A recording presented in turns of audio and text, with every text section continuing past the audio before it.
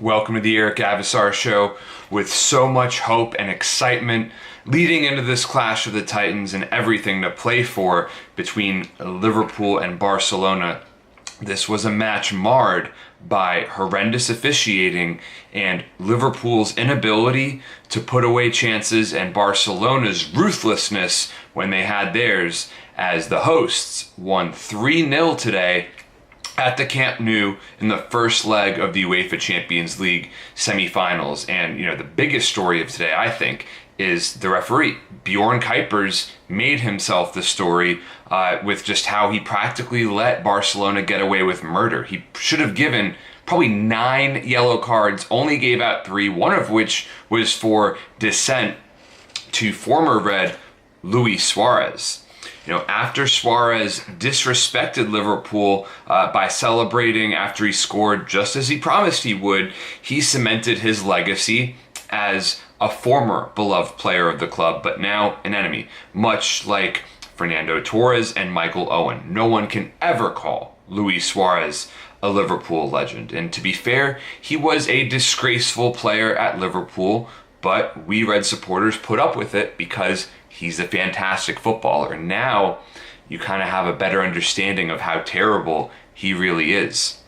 In terms of the dark arts, Lionel Messi very successfully practiced them today, rolling and wreathing around a la Neymar to get foul calls. But worst of all, on that incredible free kick he scored, that was set up by a foul called on Fabinho when Messi hit Fabinho in the back of the head. I mean, in what world is that a foul on Fabinho? If anything, that's a sending off for Messi. Absolutely absurd.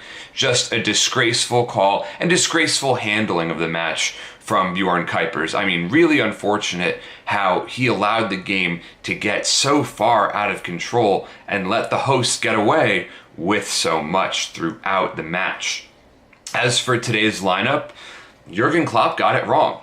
He is not perfect. Joe Gomez should not have started at right back. Of course, the reasoning was clear. Joe Gomez is a much more solid defender. Certainly, he offers more in that department. But Trent Alexander-Arnold offers so much in attack, and he's not a complete liability as a defender. We're not talking about, Alberto Moreno here. Trent can still do a job, and I can only imagine how angry he was being on the bench today. That must have been a really tough pill to swallow. Gomez performed poorly. He showed that he wasn't quite ready for the ilk of the European elite like Barcelona today, but make no mistake, Gomez is still a special footballer.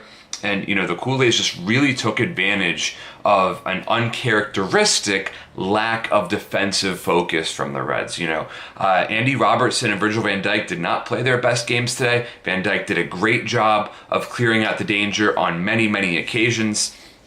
But, the early loss of Naby Keita really hurt the midfield. I mean, when you talk about a midfield of Jordan Henderson, James Milner, Gini Wijnaldum, that's a midfielder that got Liverpool to the Champions League final last year, but it's also one that lacks creativity. So having Keita off the pitch really hurt. I mean, look, he turned down Barcelona for a reason. It's because he's an incredible player. And, Fabinho did a really great job of frustrating Messi. That could help explain why Messi hit him in the back of the head. Playing Gini out wide was not conducive to utilizing his greatest strengths, which are hold-up play and maintaining control. He does not pose much of an attacking threat, and that's why he, for the most part, went missing today. Of course, Klopp is always going to have a tough time picking the front line when Roberto Firmino is not fully fit.